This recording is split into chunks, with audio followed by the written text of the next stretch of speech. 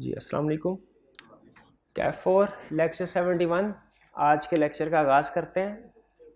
Chapter हमारा चल रहा है निगोशिएबल इंस्ट्रूमेंट। आज इस निगोशिएबल इंस्ट्रूमेंट का लास्ट कंसेप्ट डिस्कस करेंगे। लास्ट कंसेप्ट लास्ट लेक्चर होगा। हाँ, इसके बाद कल के लेक्चर में हम इसके जो क्वेश्चंस हैं, प्रैक्टिस क्वेश्चंस और एमसीक्यूज, वो डिस्कस करेंगे। आज के लेक्चर्स में हमारे कंसेप्ट इस चैप्टर के कंप्लीट हो जाएंगे और इसके साथ ही निगोशिएबल इंस्ट्रूमेंट का टॉपिक भी कंप्लीट हो जाएगा। 2 चैप्टर्स थे इसके ऊपर। आज हमने स्टडी क्या करना है, rules relating to payment of cheque, कि चेक की पेमेंट के लिहाज से क्या रूल्स हैं, चेक की पेमेंट कब होनी चाहिए, कब नहीं होनी चाहिए, और अगर नहीं होनी चाहिए और पेमेंट हो जाए तो कौन जिम्मेदार है।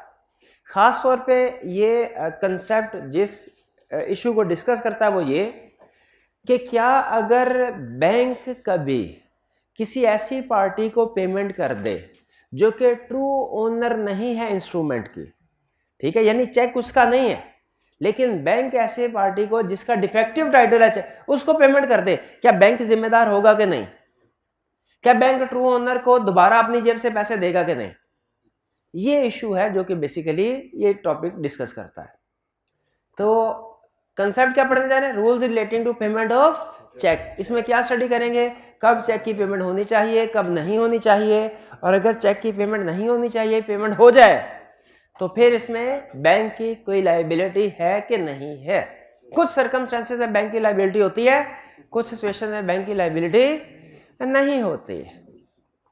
तो जो पहला और बड़ा कंसेप्ट हम डिस्कस करने जा रहे हैं, जो कि आज के लेक्चर का प्रोबेबली सबसे अहम कंसेप्ट है, वो है payment to holder with defective title.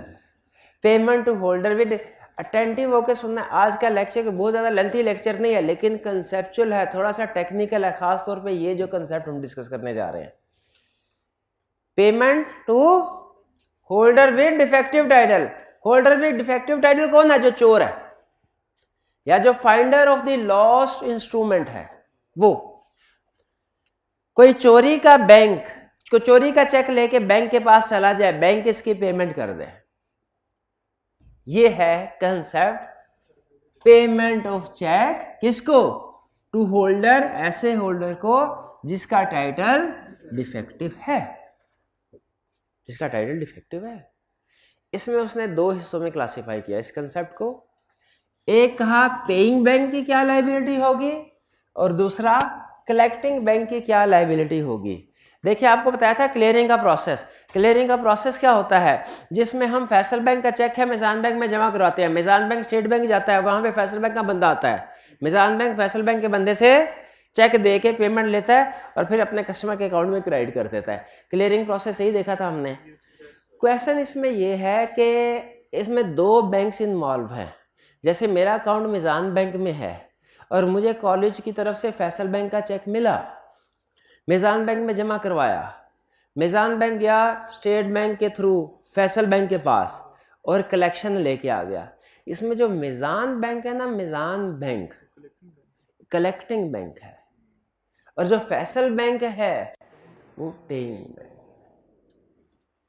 ठीक है, तो यहां पे लायबिलिटी 2 तरह से आ गई, एक पेइंग बैंक और दूसरा कलेक्टिंग बैंक। करेक्ट।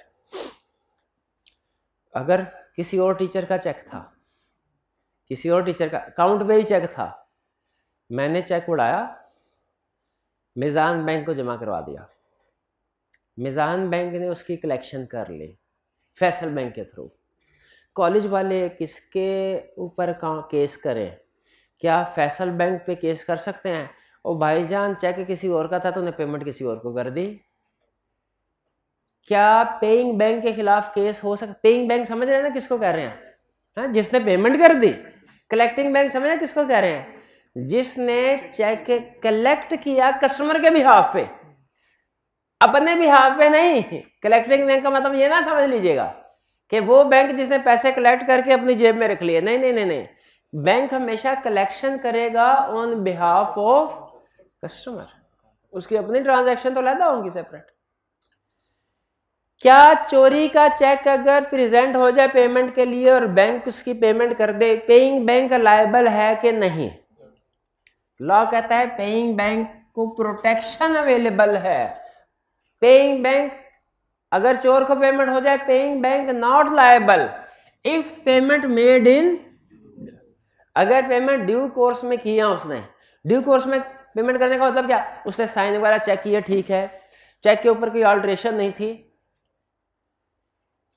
ठीक है, उसमें किसी किस्म की ऑल्ट्रेशन नहीं थी, साइन चेक किए, साइन भी फॉर्ज नहीं थे, सही थे पार्टीज के साइन, और प्रिंसिपल साहब की तरफ से उसे फोन भी नहीं आया था कि चेक गुम हो गया पेमेंट ना करना, ये फोन भी नहीं आया था, तो बैंक का पेमेंट करना ही बनता था। इस केस में बैंक ने पेमेंट कर दी तो सही किया कि नहीं, ये पेमेंट इन ड्यू कोर्स है। लेकिन अगर ड्रॉअर के चेक फॉर्ज्ड हो, अगर काउंट पे में जिसका नाम लिखा था मैंने उसका नाम बकायदा क्रॉस करके उसके आगे अपना नाम लिख दिया हो, अगर इंस्ट्रक्शन थी प्रिंसिपल साहब की तरफ से चेक गुम हो गया है, कोई अगर पैसे लेने के लिए आए तो उसको पेमेंट ना करना, उसको बैठा देना उधर ही, हमें फोन करना, हम पहुंच जाएंगे। अगर चेक की पेमेंट रोकने की कॉल आई हुई, अगर चेक में अल्टरेशन ऐसे हुई कि देखने ही पता चल जाता है, अगर चेक में ड्रॉअर के सिग्नेचर फेक है, ऐसे हालात में पेमेंट कर दी तो क्या ये पेमेंट इन ड्यू कोर्स है? इस सूरत में पेइंग बैंक लायबल है ट्रू ओनर को। लेकिन अगर पेमेंट इन ड्यू कोर्स कर दी है तो paying bank protected, paying bank protected, protected का मतलब not liable to true owner. ठीक है, ये कब की बात हो रही है? अगर चोर आके पैसे ले जाए, कलेक्शन पेमेंट कर दी जाए चेक की, किसको? जिसका डिफेक्टिव टाइटल था। Paying bank clear. अब आते हैं कलेक्टिंग बैंक की तरफ। अच्छा, कलेक्टिंग बैंक को क्यों इसमें इंक्लूड किया गया लायबिलिटी डिस्कस करते हुए? इसलिए कि लॉ की एक प्रोविजन है। प्रोविजन क्या है? चोर का साथी भी चोर है। कहता है जो चोर को असिस्टेंस प्रोवाइड करेगा वो भी चोर है। तो अगर मैं चेक चोरी करके अपने मिजान बैंक में जमा कराता हूं, मिजान बैंक मेरे बिहाफ पे फैसल बैंक से पैसे कलेक्ट कर लेता है, फैसल बैंक तो चले निकल गया। क्यों निकल गया? उसने पेमेंट इन ड्यू कोर्स कर दी। क्या मिजान बैंक के खिलाफ कॉलेज FIR दर्ज करवा सकता है ये कह के कि चोर तो चोर है ही, चोर का इसने साथ दिया है, मिजान बैंक ने पैसे कलेक्ट करने में, चोरी का माल रिकवर कर हासिल करने में मदद की है। क्या कलेक्टिंग बैंक की लायबिलिटी है? अब क्वेश्चन ये है, क्या कलेक्टिंग बैंक की लायबिलिटी है? तो स्टेट बैंक ये कहता है कि जिस तरह मैंने प्रोटेक्शन दी पेइंग बैंक को, लेकिन कुछ कंडीशन के साथ, वो कंडीशन यहां पे उसने नहीं डिस्कस की, लेकिन पहले हमने पढ़ी हुई है कि पेमेंट इन ड्यू कोर्स होनी चाहिए। पेमेंट किस केस में इन ड्यू कोर्स होती है, किस में आउट ऑफ ड्यू कोर्स होती है, पहले पढ़ चुके हैं। कहता है जिस तरह पेइंग बैंक को प्रोटेक्शन दी, उसी तरह कलेक्टिंग बैंक को भी प्रोटेक्शन है। बैंक हैज प्रोटेक्शन का मतलब क्या है? Is equal to bank is not liable. Bank has protection का मतलब क्या है? Bank is not, bank collecting bank is not liable. कब? If he received payment, if it received, अगर उसने पेमेंट रिसीव की in good faith without negligence, उसे पता ही नहीं था चोरी का चेक है, and acted as an agent on behalf of customer, उसने कस्टमर के बिहाफ पे पैसे कलेक्ट किए, अपने ओन बिहाफ पे पैसे कलेक्ट नहीं किए। क्योंकि एक जुर्म में एक होता है सबूत साबित करने के लिए किसी को मुजरिम, बेनिफिशियरी कौन है? जो जुर्म का बेनिफिशियरी होता है ना, अक्सर वही मुजरिम होता है। तो बैंक यहां पे क्या कह रहे हैं इस लाइन में? भैया मैं तो बेनिफिशियरी हूं ही नहीं, अब मेरे को पैसे मिले ही नहीं, तो आप कैसे कह सकते हैं मैं जुर्म में शामिल हूं? जुर्म में शामिल होता तो मेरी जेब पे पैसे जाते। मैंने तो सिर्फ एक्ट किया है as agent on behalf of customer. अव्वल तो मुझे पता ही नहीं था, मैंने तो एक्ट किया in good faith without negligence, और दूसरा पैसे भी मेरे पास नहीं आए, I acted as agent on behalf of customer. और तीसरा, चेक मेरे पास आने से पहले ही क्रॉस क्रूज हो चुका था, मैंने कुछ भी नहीं किया इसके ऊपर, मैंने इसके ऊपर कुछ, चेक मेरे पास आने से पहले ही क्रॉस हो चुका था। 3 कंडीशन साबित कर दी जाए तो कलेक्टिंग बैंक भी लायबल नहीं है, ना पेइंग बैंक लायबल ना कलेक्टिंग बैंक लायबल। लेकिन ऐसे ही नहीं, खुली छुट्टी नहीं है, इनको कंडीशंस है। क्या एक चेक की पेमेंट हो जाए ऐसे बंदे को जिसका टाइटल डिफेक्टिव है, तो बैंकिंग सिस्टम में कोई लायबल है? It depends. चेक की पेमेंट हो जाए किसी ऐसे बंदे को जिसका टाइटल डिफेक्टिव है, बैंकिंग सिस्टम में कोई लायबल है? किस पे डिपेंड करता है? कंडीशंस पे। अच्छा, दो बैंक है, एक है कलेक्टिंग, एक है पेइंग। पेइंग जिसने पेमेंट की, कलेक्ट जिसने कस्टमर की भाभी कलेक्ट। पेइंग बैंक लायबल है क्या? नॉट। पेइंग बैंक को प्रोटेक्शन है provided payment in due course की हो। और पेमेंट इन ड्यू कोर्स की एग्जांपल पहले पढ़ चुके हैं हम, जब पेमेंट इन ड्यू कोर्स की टर्म पढ़ी थी। और कलेक्टिंग बैंक लायबल है? नहीं, कलेक्टिंग बैंक को भी प्रोटेक्शन है, कलेक्टिंग बैंक को भी प्रोटेक्शन है, कलेक्टिंग बैंक को भी प्रोटेक्शन प्रोवाइडेड तीन कंडीशन। अब जो ये तीन कंडीशन बता देगा, शाबाश उसको। कौन बताएगा तीन कंडीशन? शाबाश, कौन बताएगा तीन कंडीशन? शाबाश बताए। किसकी बताने लगे कंडीशन तीन? ये कलेक्टिंग बैंक के पेमेंट हो गई डिफेक्टिव टाइटल को, और कलेक्टिंग बैंक लायबल है कि नहीं ये हम जानना चाह रहे हैं। हमने कहा कलेक्टिंग बैंक को प्रोटेक्शन हासिल है, यानी it is not liable provided. पहली condition, made payment in good faith without negligence, received payment on behalf of customer as agent, check was already crossed before coming in his hand। तो इस situation में paying bank भी liable नहीं है, ना collecting bank liable ना paying bank liable. भैया समझ आ गया? कहता है चलो ये तो कंसेप्ट समझ आ गया, मैं आपको और बता दूं, बैंक मजीद भी लायबल नहीं होगा। किस केस में? अगर बैंक कस्टमर के अकाउंट को प्रोविजनली कर दे। अच्छा, ये असल में रिलेट करता है, ये वाली बात जो है ना, ये प्रोविजनल वाली, ये रिलेट करती है ऑन बिहाफ ऑफ कस्टमर से। सम टाइम ऐसा होता है, हम बैंक में कोई चेक प्रेजेंट करते हैं ना, तो बैंक क्लियरिंग पे भिजवाने से पहले प्रोविजनल एंट्री कर देता है अपने सिस्टम में। आप मुझे बताइए, अगर आप अपने आप को ना बैंक का कैशियर समझें, आपको एक कस्टमर ने क्लियरिंग चेक दिया, अगर तो कैश दिया ना तो आप फौरी एंट्री पास करते हैं, cash debit customer account credit. उसने चेक दिया, क्या फौरी एंट्री पास कर लेंगे? अब हम कैश की नहीं करनी चाहिए। क्यों नहीं करनी चाहिए? रिसीव ही नहीं हुआ, रिसीव ही नहीं हुआ, तो हो सकता है डिसऑनर हो जाए, तो आपको कोई ना कोई रिकॉर्ड के लिए कोई ना कोई एंट्री तो पास करेंगे। जैसे आप कर देंगे कि कैश इन ट्रांजिट, या cheque for clear, cheque sent for clearing debit, कुछ इस तरह की एंट्री जिससे पता चल जाए कि इस कस्टमर ने चेक दिया हुआ है और वो भेज दिया, और कस्टमर के अकाउंट को क्रेडिट कर देंगे। डेबिट करेंगे तो क्रेडिट भी करना पड़ेगा।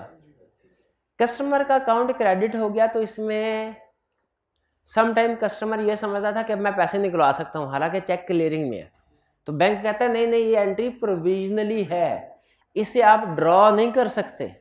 जब तक चेक क्लियर नहीं हो जाएगा इन पैसों को आप ड्रॉ। प्रोविजनल एंट्री का मतलब क्या है कि जो चेक क्लियरिंग में गए हैं अभी क्लियर हुए नहीं है, उनकी एंट्री कर दी गई, लेकिन ये एंट्री प्रोविजनल है। प्रोविजनल का मतलब क्या? अगर क्लियर होके वापस आ गए तो फिर कंफर्म कर दिया जाएगा, फिर अनलॉक कर दिया जाएगा, फिर कस्टमर अपने पैसे निकलवा सकता है। क्लियरिंग से पहले पहले पैसे नहीं निकलवा सकता। सवाल ये, कुछ वकीलों ने ये पॉइंट उठाया, उन्होंने कहा सर आपने ऊपर लिखा है बैंक को प्रोटेक्शन उस वक्त हासिल होगी जब बैंक इन गुड फेथ विदाउट नेग्लिजेंस काम करेगा, when bank acted as agent on behalf of customer, when check was already crossed। इन तीन के ऊपर बैंक की प्रोटेक्शन खड़ी है, इन तीन में से एक को भी गलत साबित कर दें, बैंक लायबल हो जाएगा। वकील ने ये कहा सर ये जो चेक इनके पास आया ना बैंक ने ना इसको अपने अकाउंट में रिकॉर्ड कर लिया था, कस्टमर का अकाउंट क्रेडिट कर दिया। जब कस्टमर का अकाउंट क्रेडिट कर दिया इसका मतलब ये है कि अब कस्टमर को बैंक ने पैसे दे दिए हैं और ये चेक अब बैंक का हो गया। ये चेक किसका हो गया? क्योंकि बैंक ने कस्टमर को पैसे दे दिए, उसका अकाउंट क्रेडिट कर दिया ना। अकाउंट क्रेडिट करने का मतलब ये हुआ कि वो क्लियर हो गया कस्टमर। अब ये चेक किसका हो गया? बैंक का। बैंक ने ये पैसे कलेक्ट करके अपनी जेब में डालने अब, क्योंकि बैंक ने दूसरी जेब से हमें पहले ही पैसे दे दिए। तो ये जो बैंक ने पेमेंट ली है ना, ये ऑन बिहाफ ऑफ कस्टमर नहीं ली, ऑन हिज ओन बिहाफ ली है, क्योंकि कस्टमर को तो पहले ही एडजस्ट कर चुका है।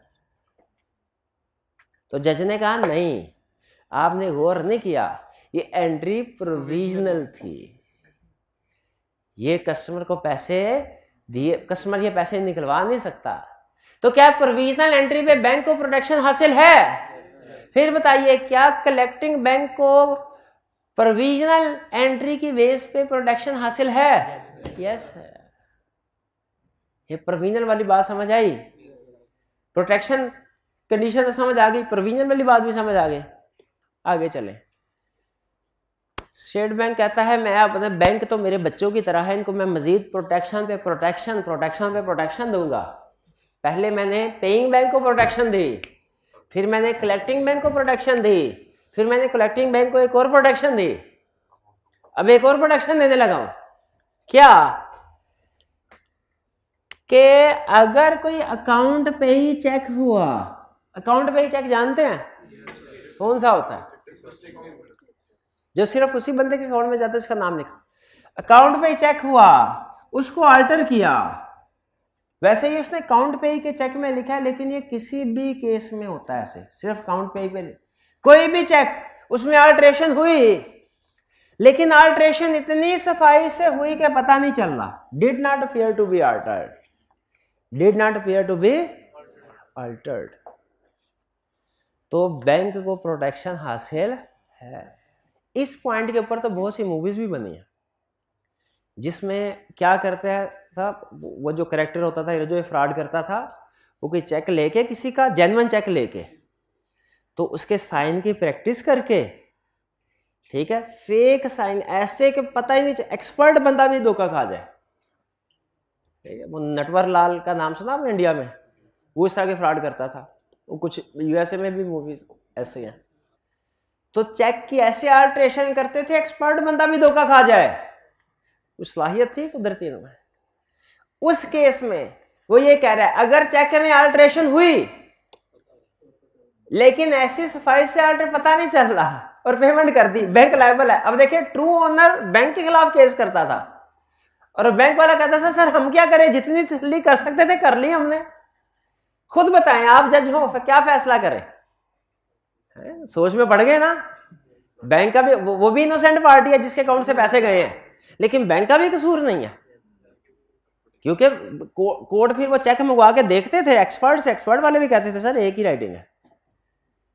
तो इस सिचुएशन में फिर बैंक को प्रोटेक्शन मिलनी चाहिए कि नहीं मिलनी चाहिए? स्टेट बैंक ने कहा प्रोटेक्शन है, लेकिन अल्टरेशन इतनी सफाई से की गई हो कि नजर ना आ रही हो।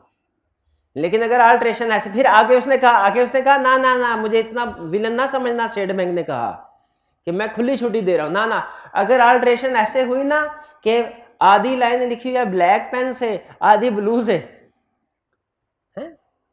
चेक के ऊपर लिखा हुआ है चेक के ऊपर लिखा हुआ है 6 लाख 6 लाख, नीचे 6 लाख ऐसे लिखा हुआ है, और किसी ने इसको ऐसे कर दिया, ये ब्लैक से लिखा है, किसी ने ब्लू से ऐसे इसको 60 कर दिया, ये कर दिया, सारा ब्लैक है, ये दरमियान में ब्लू है, ये सारा ब्लैक है, टी वाई ब्लू है, और फिर 60 लाख की पेमेंट बैंक ने कर दी, हालांकि नजर अल्टरेशन हुई है। कहते हैं अब लायबल होगा, अब लायबल होगा। ठीक है जी, चलिए। तो ये उसने कहा नीचे, हाँ ये कह रहा है हाउ बैंक इज लाइबल, कहता है मैंने ऊपर उसे 2 प्रोटेक्शन दी है बैंक को, 2 प्रोटेक्शन दी है। अब मैं वो बात बता रहा हूं जिसमें प्रोटेक्शन नहीं है। प्रोटेक्शन क्या क्या दी बैंक को? Collecting bank is not liable, collecting bank is not has protection if you receive, 3 condition पहले, if receive payment in good faith without negligence, acted as agent not his own behalf, check was already crossed before coming into his hands। और दूसरा protection का किस चीज की दी कि अगर provisional credit कर दिया फिर भी प्रोटेक्शन है, अगर चेक में अल्टरेशन की लेकिन इतनी सफाई से की पता नहीं चल रहा फिर भी प्रोटेक्शन है। तो कब प्रोटेक्शन नहीं है आप वो सुन ले, कब प्रोटेक्शन नहीं है वो सुन ले। यानी ये वो सिचुएशन बताने लगा जिसमें बैंक ने गलती से भी पेमेंट कर दी ना तो बैंक तो गया, उसको ट्रू ओनर को पैसे अदा करने पड़ेंगे। पहला केस, अगर signature of drawer is drawer के सिग्नेचर फेक हैं, और यहां पे फेक से मुराद ऐसे फेक है कि जो एक रीजनेबल इंस्पेक्शन से पता चल जाता फेक है। ड्रॉर के सिग्नेचर फेक हैं, बैंक लायबल है। बैंक ड्राई के सिग्नेचर फेक हैं, बैंक लायबल है। ड्राई के तो सिग्नेचर होते हैं, हाँ आते नहीं, हाँ यही सुनना चाह रहा था। लेकिन इंडोर्सर के सिग्नेचर फेक हैं, वो लायबल नहीं। हाँ। इंडोर्सर के सिग्नेचर फेक होने से बैंक लायबल नहीं है अगर पेमेंट करते हैं भाई। उसके पास स्पेसिमन सिग्नेचर, पूरे पाकिस्तान के स्पेसिमन सिग्नेचर थोड़ी होंगे बैंक के पास, सिर्फ अकाउंट होल्डर के होते हैं। ये चीज, अकाउंट होल्डर के साइन फेक हो बैंक लायबल है। दूसरा पॉइंट, क्रॉस चेक काउंटर पे कर दो बैंक लायबल है। क्रॉस चेक की पेमेंट कहां होनी चाहिए? और अगर काउंटर पे हो जाए अकाउंट की बजाय, समझ आ रहा है ना, तो बैंक लायबल है। क्योंकि भाई तेरे को कहा था क्रॉस चेक था, और सारी गलती सब छोटी छोटी लाइनें थी, नजर नहीं आई। कहा बैठ जाओ इधर, तुम्हारा यही काम था देखना, और क्या था, नजर नहीं आई। Account pay cheque is credited into any other person account, account pay cheque भी उसी बंदे के अकाउंट में होना चाहिए ना जिसका नाम है। अगर वो किसी और के अकाउंट में जाए,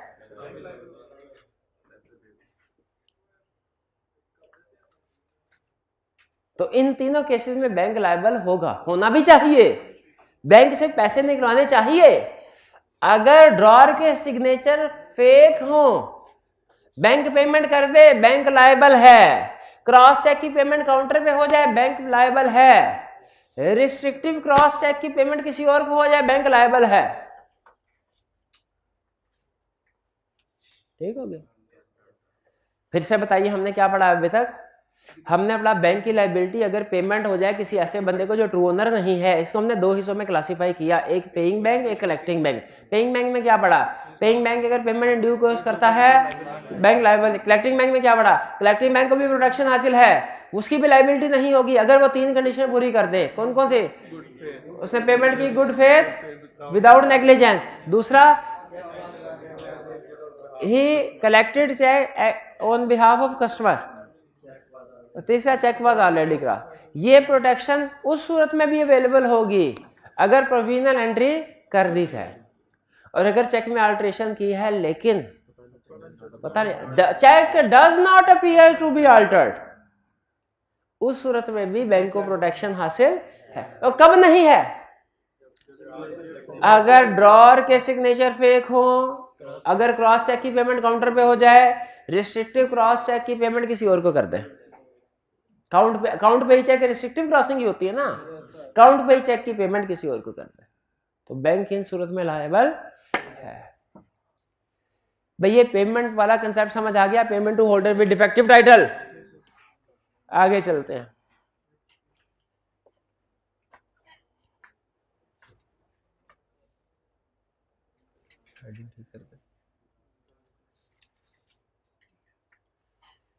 revocation of bankers authority. Revocation of bank की अथॉरिटी, रेवोकेशन का मतलब तो आपको पता है, कैंसिलेशन। बैंक अथॉरिटी का मतलब क्या होता है? बैंक के पास क्या अथॉरिटी होती है? पेमेंट करने की। बैंक के पास क्या अथॉरिटी होती है? रेवोकेशन ऑफ बैंक अथॉरिटी का मतलब क्या है?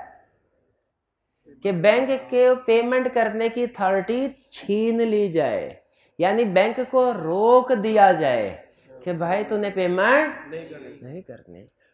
आसान में वो कौन सी सिचुएशन है जब बैंक पेमेंट नहीं करेगा? गुम हो जाए, किसी और को मिल जाए तो चला जाए तो बैंक पेमेंट कर नहीं देगा। हाँ, कॉल कर दे तो ये वैसे लंबी चौड़ी लिस्ट है, बैंक्स ने बनाई होती है लिस्ट कि किन बेसिस पे चेक डिसऑनर हो सकता है। हमारे सिलेबस में सिर्फ उसने 3-4 रीजंस बताए हैं। सबसे पहले काउंटरमांड ऑफ पेमेंट। काउंटरमांड का मतलब क्या है कि इंस्ट्रक्शन दी जाए बैंक को, कस्टमर इंस्ट्रक्शन दे बैंक को पे ना करो, बैंक पेमेंट नहीं करेगा और इसके बाद भी पेमेंट कर देता तो पेमेंट इन ड्यू कोर्स नहीं होगी, वो लायबल है। लेकिन इसमें इंस्ट्रक्शन देते हुए बताना पड़ता है कौन सा चेक नंबर है जिसकी payment, general cheque number detail बतानी होती। Notice of customers death. अच्छा यहाँ पे नोट कीजिए, अच्छा ये काउंटरमांड का वर्ड मुश्किल सा है लेकिन इसका मतलब समझ आ गया ना आपको। इंस्ट्रक्शंस दी बैंक को कि किसी चेक की पेमेंट ना की जाए। फिर जनरली भी तो मना कर सकता है बैंक को, उसकी चेकबुक की गुम हो जाए। हाँ, जनरली मना कर सकता है, उस सूरत में भी वो चेकबुक का नंबर देता है बैंक को।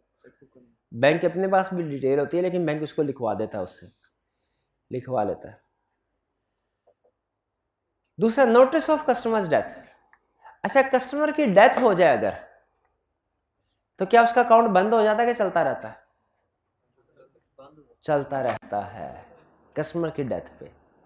लेकिन जिस दिन बैंक को पता चल जाए कस्टमर की डेथ होगी, जिस दिन उसको नोटिस, इसीलिए मैं कहा नोटिस ऑफ कस्टमर्स डेथ, उसके बाद बैंक उस अकाउंट को क्लोज कर देता है, कहता है ना इसमें किसी किस्म की ट्रांजैक्शन नहीं होगी, और फिर इसको क्लोज करने के बाद जो भी विरासती कवानीन होते हैं उसके मुताबिक इसकी डिस्ट्रीब्यूशन करता है।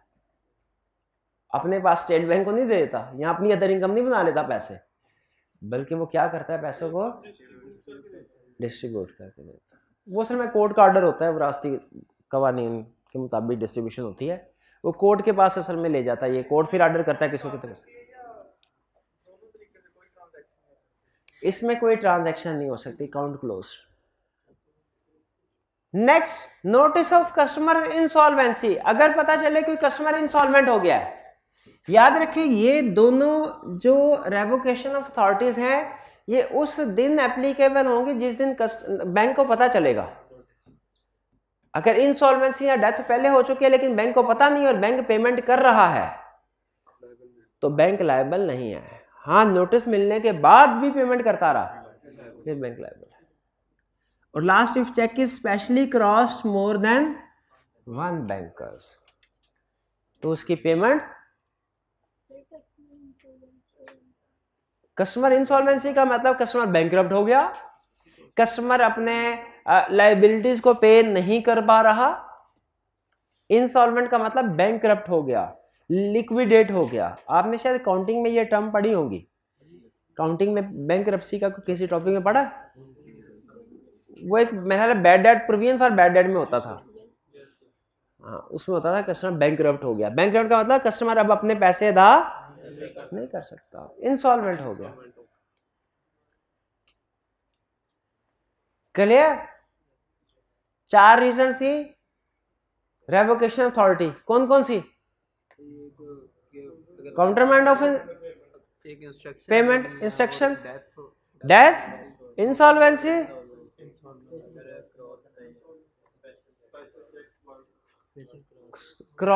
Check cross specially for more than 1।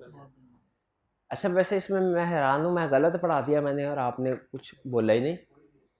वो देखें फिर बताएं मुझे क्या मैंने गलत पढ़ाया। हाँ, जो चेक स्पेशली क्रॉस वाला ये तो कल हमने पढ़ा था, हो सकता है कल पढ़ा नहीं था। हाँ हाँ, इसलिए यहां पे लॉ कहता है अगर तो क्रॉस मोर देन 1 किया गया है एजेंट फॉर कलेक्शन को, वो वैलिड है, उसकी पेमेंट नहीं रोकी जाएगी। लेकिन इसके अलावा अगर स्पेशल क्रॉसिंग हुई है मोर देन मंथ्स तो फिर उसकी पेमेंट नहीं की जाएगी। पेइंग बैंक उसकी पेमेंट किस चेक की पेमेंट नहीं करेगा? जो स्पेशली क्रॉस हुआ है मोर देन मंथ्स। क्लियर? ये था हमारा चेक। अच्छा मुझे बताइए, इतनी चीजें पढ़ी आपने, चेक की, बिल ऑफ एक्सचेंज की, दोनों में फर्क आपसे कहा जाए तो आप बता देंगे? पक्की बात है? दोनों, किन दोनों में फर्क? प्रीवियस चैप्टर के एंड में हमने पढ़ा था प्रोमिसरी नोट और बिल ऑफ एक्सचेंज में फर्क। आज क्या पढ़ने जा रहे हैं? चेक। और हमने ये पढ़ा हुआ है कि cheque is a special type of bill of exchange. इसमें पार्टी वगैरह का जिक्र नहीं, क्योंकि पार्टी तो चूंकि वो कॉमन कंसेप्ट है। Acceptance by drawee, bill of exchange में एक्सेप्टेंस रिक्वायर्ड है, चेक में ड्रॉई। बिल ऑफ एक्सचेंज में ड्रॉई कोई भी हो सकता है, चेक में ड्रॉई कौन होगा? बैंकर का मतलब बैंक ही है। पेएबल टू, ये बिल ऑफ एक्सचेंज बेरर भी हो सकता है, ऑर्डर भी हो सकता है, चेक भी बेरर भी हो सकता है, ये फर्क नहीं है कोई वैसे। हाँ, इफ टाइम वाला थोड़ा सा फर्क है कि bill of exchange payable to bearer भी हो सकता है, लेकिन ऑन डिमांड नहीं, ऑन टाइम हो सकता है, टाइम इंस्ट्रूमेंट हो सकता है। चेक बेरर भी हो सकता है, ऑर्डर भी हो सकता है, डिमांड भी हो सकता है, ये गया कंसेप्ट। हाँ जी, चेक टाइम इंस्ट्रूमेंट नहीं हो सकता, चेक हमेशा पेपर ऑन डिमांड होगा। सर अगर 3 माह के बाद का चेक बना के दिया हो तो वो वैलिड चेक होता ही नहीं, बताया ना, वैलिड चेक तब होता है जब सारी उसके सेशंस पूरे हो जाए। ठीक है, वो टाइम इंस्ट्रूमेंट का कंसेप्ट क्या है भला? कि जिसको प्रेजेंट किया उसने कहा कि ठीक है अब आज के 3 महीने बाद पेमेंट करता हूं आपको, वो है टाइम इंस्ट्रूमेंट। जब आप जो भी डेट लिखते हैं, बैंक के पास जाता है, बैंक ये कहता है कि महीने 2 महीने 3 महीने बाद आ जाओ, नहीं। चेक हमेशा डिमांड होता है, bill of exchange demand instrument भी हो सकता है, टाइम भी हो सकता है। स्टैंप किस में रिक्वायर्ड है? चेक में। Crossing, bill of exchange cross नहीं हो सकता ना, बताया था ना, चेक क्रॉस हो सकता है। Stopping of payment, bill of exchange की पेमेंट स्टॉप नहीं करवाई जाती क्योंकि वो एक्सेप्ट की हुई है पहले आपने। चेक की पेमेंट स्टॉप करवा सकते हैं, बैंक को फोन करना पड़ता है। नोटिंग और प्रोटेस्टिंग का मतलब होता है जब भी कोई निगोशिएबल इंस्ट्रूमेंट डिसऑनर होता है ना, तो उसको सबूत के तौर पे कि बाकी डिसऑनर हुआ है, नोटरी पब्लिक एक अथॉरिटी है, उससे उसको प्रूव करवाना होता है, उसे कहते हैं नोटिंग और प्रोटेस्टिंग। नोटिंग और प्रोटेस्टिंग का मतलब क्या है? एक रेगुलेटरी अथॉरिटी है नोटरी पब्लिक, उससे प्रूव करवाना है, उससे रजिस्टर उसके पास जाके एंट्री करवानी है, यूं समझ लें, सबूत के तौर पे कि ये प्रोमिसरी नोट या बिल ऑफ एक्सचेंज डिसऑनर हो चुका है।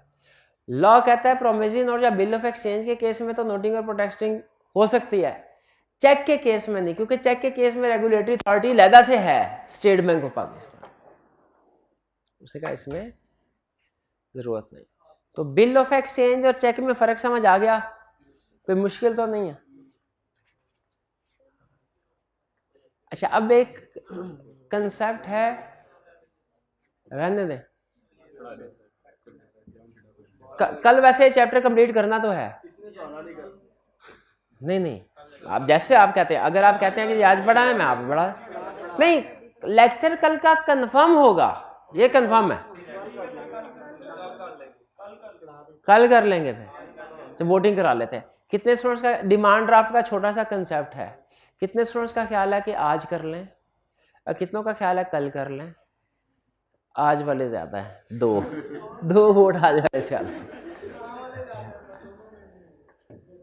बैंक ड्राफ्ट, बैंक ड्राफ्ट है क्या? बैंक ड्राफ्ट कहता है ये एक ऑर्डर है, आपने कभी अगर देखा हो ना, ये चेक की तरह होता है, साइज में चेक से थोड़ा सा बड़ा होता है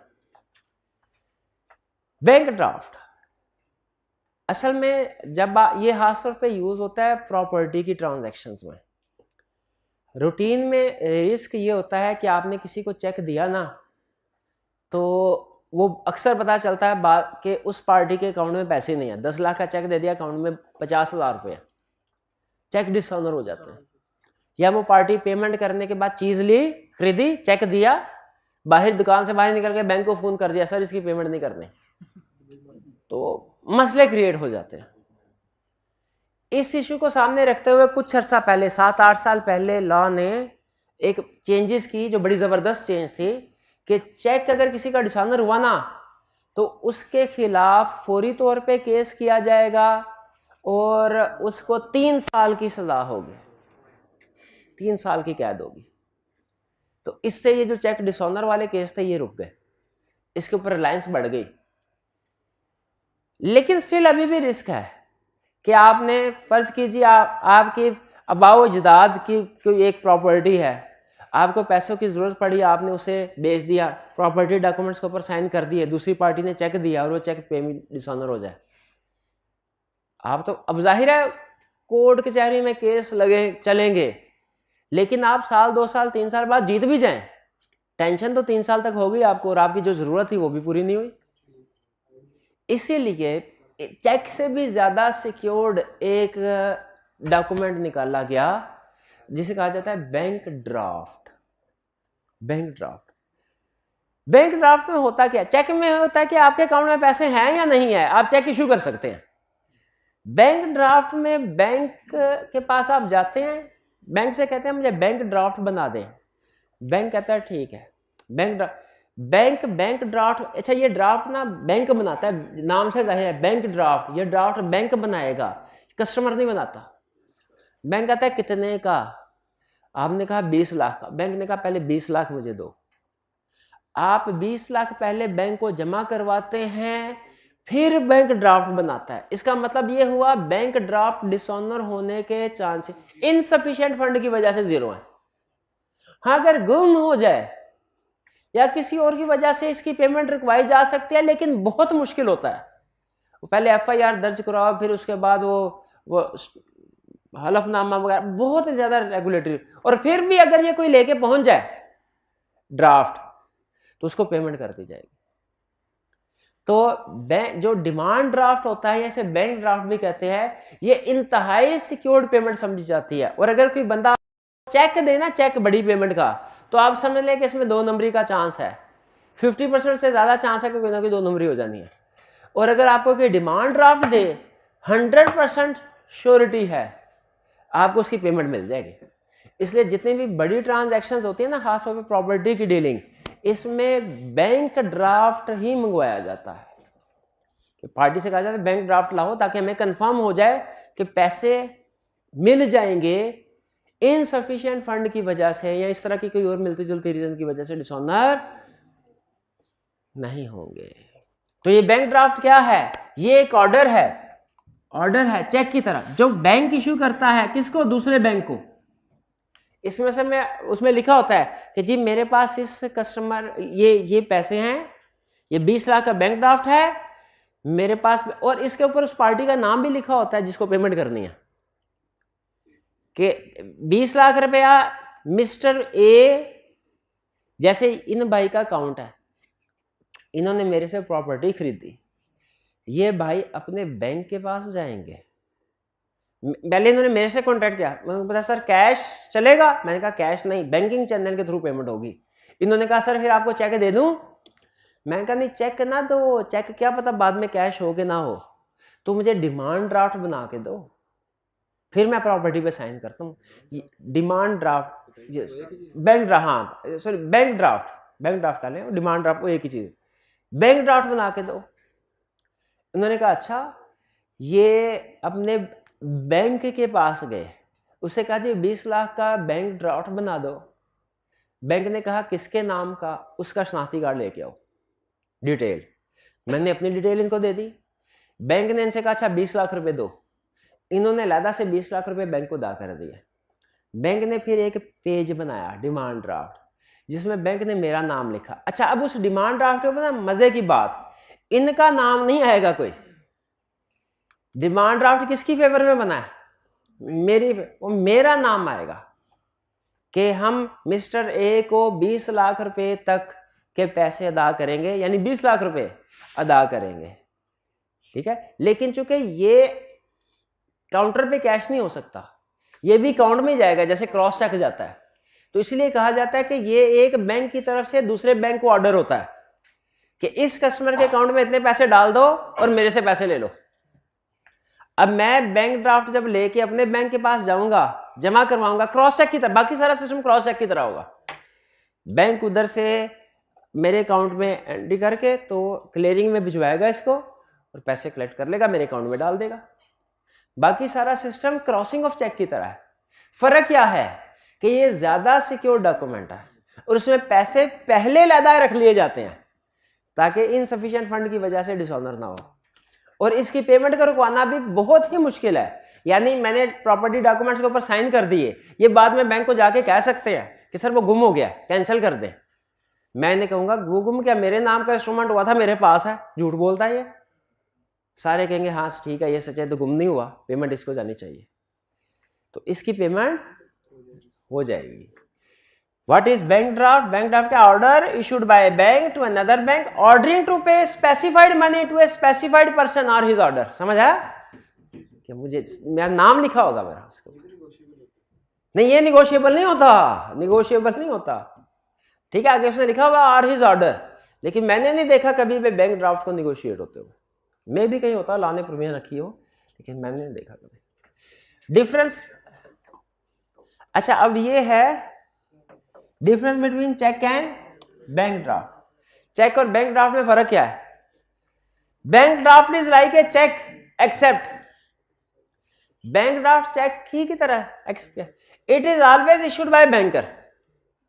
चेक तो अकाउंट होल्डर इशू करता है और बैंक ड्राफ्ट बैंकर इशू करता है। It can not be payable to bearer, ये बेरर को नहीं हो, चेक पेबल टू बेरर भी हो सकता है, बैंक ड्राफ्ट में उसे नाम लिखा होता है पार्टी का।